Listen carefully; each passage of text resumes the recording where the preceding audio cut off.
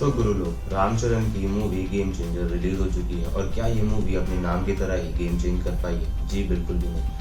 वही पुरानी स्टोरी, एक पॉलिटिशियन, एक पुलिस ऑफिसर एक देश को बर्बाद करना चाहता है तो एक देश को बचाना चाहता है। बात करूं मूवी की स्टोरी की तो इसके 3 से 4 अलग अलग पार्ट हैं। सबसे पहला पार्ट जहां पे रामचरण यानी कि रामानंदन इस मूवी के अंदर एक आईएएस ऑफिसर की भूमिका प्ले करते हैं, जहां पे वो एक आईएएस ऑफिसर बनना नहीं चाहते हैं, लेकिन अपनी गर्लफ्रेंड के कहने पे वो एक आईएएस ऑफिसर के एग्ज़ाम देते हैं, लेकिन वो 6 नंबर से चूक जाते हैं तो एक आईपीएस ऑफिसर बन जाते हैं। लेकिन फिर से वो मेहनत करके एक आईएएस ऑफिसर बनते हैं और अपने ही डिस्ट्रिक्ट के कलेक्टर अपॉइंट होते हैं।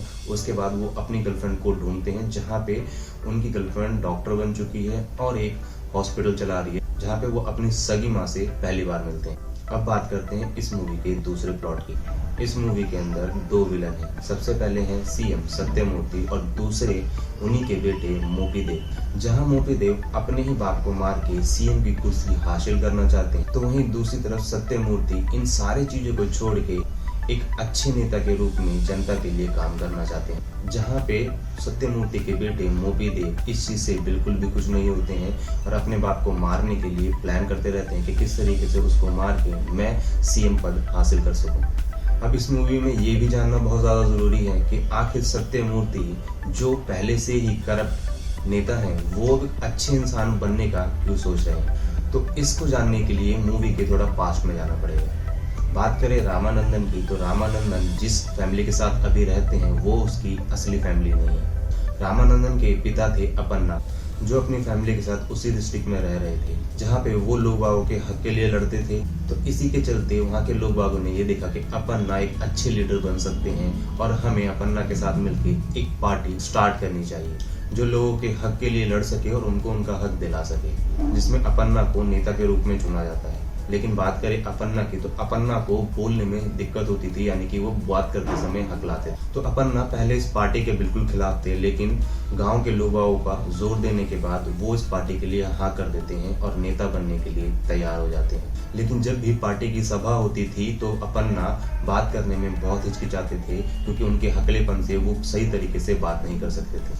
तो उन्हीं की पार्टी में एक सदस्य था सीएम यानी कि सत्यमूर्ति, जिसको हर पार्टी के भाषण के लिए तैयार किया गया और हमेशा पार्टी में जब भी भाषण दिए जाते थे तो उसको आगे किया जाता था और वो पार्टी को आगे प्रेजेंट करता था। और आखिर में इलेक्शन का समय आता है जहाँ पे इलेक्शन लड़ने के लिए फंड की जरूरत होती है।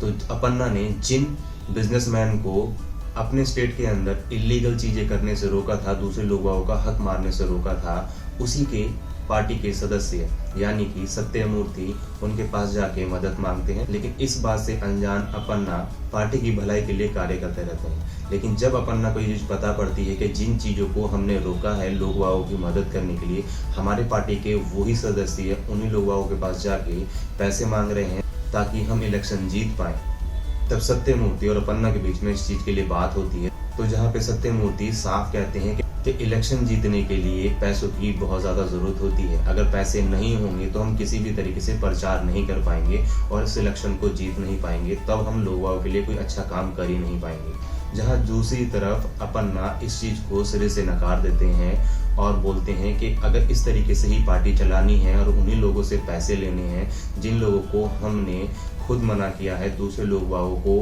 हरेसमेंट करने से या उनको परेशान करने से, तो इस पार्टी को चलाने से अच्छा है कि इस पार्टी को बंद कर दिया जाए। वहीं पे सत्यमूर्ति इस चीज को सुन के बहुत ज्यादा हरास हो जाते हैं कि अगर पार्टी बंद हो गई तो उनके जो सपने हैं मनमानी करने के वो किस तरीके से पूरे होंगे। तो वो उन बिजनेसमैन से हाथ मिला लेते हैं और अपन्ना को मारने की कोशिश करते हैं और मारने में कामयाब हो जाते हैं। लेकिन उनकी वाइफ और उनका बच्चा उस हमले में बच जाते हैं। अपन्ना के कुछ भरोसेमंद साथी अपन्ना के लड़के को किसी दूसरे परिवार को सौंप देते हैं ताकि वो उसका पालन पोषण कर सके, जिसको बाद में रामानंदन नाम से दिखाया जाता है। तो ये है मूवी का दूसरा प्लॉट। अब बात करते हैं मूवी के तीसरे प्लॉट की। जब सत्यमूर्ति हॉस्पिटलाइज हो जाते हैं तो वहाँ पे सत्यमूर्ति के बेटे मोपी देव उनको मारने की कोशिश करते हैं।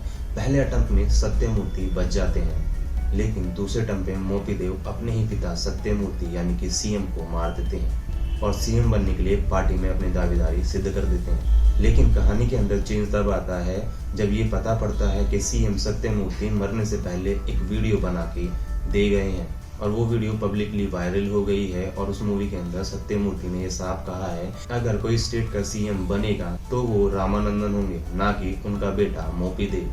और जब ये बात रामानंदन को पता पड़ती है कि सीएम सत्यमूर्ति ने उनको सीएम बनाने के लिए कहा है, तब रामानंदन को ये चीज पता पड़ती है कि जिस परिवार को वो अपना मानते हुए आए हैं वो परिवार उनका अपना है ही नहीं। उनके पिता का नाम अपन्ना था और उनकी माता एक मेंटल हॉस्पिटल में भर्ती। तो अपन्ना के कुछ खास दोस्त जिन्होंने उन्हीं के बेटे को किसी दूसरे इंसान को सौंपा था, वो रामानंदन को सारी चीजें बता कि किस तरीके से सीएम सत्यमूर्ति ने उनके पिता को उनकी पार्टी से निकाल दिया और उनको जान से मार दिया। तब रामानंदन सीएम बनने के लिए तैयार हो जाते हैं, लेकिन वहीं दूसरी तरफ मोपी देव इस चीज को बिल्कुल ही मना कर देते हैं और रामानंदन के ऊपर केस फाइल कर देते हैं। एक एमएलए पे हाथ उठाया है, इसी केस के चलते रामानंदन को अरेस्ट कर लिया जाता है और मोपी देव को सीएम निर्धारित कर दिया जाता है। अब बात करते हैं इसके चौथे प्लॉट की। जब रामानंदन को जेल में बंद कर दिया जाता है और मोपी देव सीएम बन जाते हैं, तब मोपी देव रामानंदन को मारने की पूरी कोशिश करते हैं। तब पूरे देश के आईपीएस और आईएएस ऑफिसर एक पिटीशन फाइल करते हैं और गवर्नमेंट से रिक्वेस्ट करते हैं कि रामानंदन को बाइज्जत बरी किया जाए। और उसके चलते रामानंदन को बरी कर दिया जाता है, जहाँ पे उनके पिता अपन्ना के सदस्य पार्टी को आगे बढ़ाने के लिए रामानंदन को प्रोत्साहन करते हैं। तो वहीं उनके ऊपर जो केस चल रहा था वो मोपी देव वापस नहीं लेते हैं, इस वजह से वो इलेक्शन में अपना नाम दर्ज नहीं करा सकते हैं। तब स्टेट गवर्नमेंट उनको इलेक्शन ऑफिसर नियुक्त करती है, जहां पे 2 महीने के अंदर वापस इलेक्शन कराए जाते हैं, जहां पे हमें फिर से वही चीज दिखाई जाती है कि एक नेता और एक पुलिस ऑफिसर या फिर बोलें एक आईपीएस ऑफिसर या आईएएस ऑफिसर या फिर कलेक्टर या फिर एक इलेक्शन ऑफिसर नेता को रोकने के लिए अपनी पूरी जान लगा देता है, यहाँ तक कि ब्लैक मनी को जब्त कर लेता है। लोगों को जाके प्रोत्साहन करता है कि अगर वो आपको पैसे देते हैं तो आप पैसे रख लीजिए, लेकिन वोट एक अच्छे उम्मीदवार को दीजिए ताकि आपको आगे आने वाले समय में कोई भी दिक्कत ना हो। कि अगर अभी आप उनको पैसे लेके वोट दे देंगे तो आगे आने वाले समय में वो उसी के अकॉर्डिंग ही हर सामान का रेट बढ़ा देंगे, आपसे 4 गुना पैसा वसूल करेंगे। जनता इस चीज को मान लेती है। जब इलेक्शन का समय आता है तो मोपी यादव को उस तरीके से वोट नहीं मिलती है जिस तरीके से रामानंदन को मिलती है। तो मोपी यादव उस चीज का बदला लेने के लिए, वोट ज्यादा एक्स्ट्रा करने के लिए अपने कुछ साथियों के साथ पोलिंग बूथ पे हमला कर देते, तो कहीं पे वो इलीगल तरीके से एक्स्ट्रा वोट डालने की कोशिश करता है। तो इसी के चलते लास्ट में रामानंदन मोपी यादव को हरा देते हैं और वो सीएम बन जाते हैं और मोपी देव को जेल में बंद कर दिया जाता है। तो ये पूरी मूवी का प्लॉट था। इस मूवी में मेरे को सिर्फ एक चीज समझ में नहीं आई कि आखिर रामचरण मूवी के अंदर है क्या और मूवी किस तरीके से हमें दिखाई जा रही है। पूरी मूवी देखने के बाद एक चीज समझ में आती है कि इस मूवी का ना तो कोई प्लॉट है, ना ही कोई अच्छी स्क्रिप्ट है जो पब्लिक को दिखाई जा सके। ऐसा लगता है मूवी देख के कि मूवी जल्दबाजी में बनाई गई है रामचरण को लेके और उनको आगे प्रेजेंट कर दिया गया है, ये समझ के कि जिस तरीके से उनकी परफॉर्मेंस आरआर मूवी के अंदर पब्लिक को काफी पसंद आई, तो इस मूवी के अंदर भी उनकी परफॉर्मेंस बहुत पसंद आएगी। बात करूं मैं कियारा आडवाणी की, तो इस मूवी के अंदर उनका होना ना होना बराबर है, लेकिन इस मूवी की किसी भी तरीके से कोई राइटिंग या प्लॉट ना होना और पब्लिक को सेम उसी तरीके से बार बार घुमा घुमा के एक ही चीजें प्रेजेंट करना कहीं से भी जस्टिफाई नहीं होता है। सिर्फ मूवी का नाम ही गेम चेंजर है, लेकिन पब्लिक के दिल में ये बिल्कुल भी अपना गेम चेंज नहीं कर पाती है। बात करूं मैं अपनी, तो ये मूवी बिल्कुल भी जस्टिफाई नहीं करती है जो इस मूवी का नाम रखा गया है। बाकी आप लोगों की क्या राय है वो कमेंट बॉक्स में कमेंट करके बता सकते हैं। अगर ये इंफॉर्मेटिव वीडियो आपको अच्छा लगा हो तो लाइक एंड सब्सक्राइब कर सकते हैं और देखते रहिए वाईटी थिंग्स।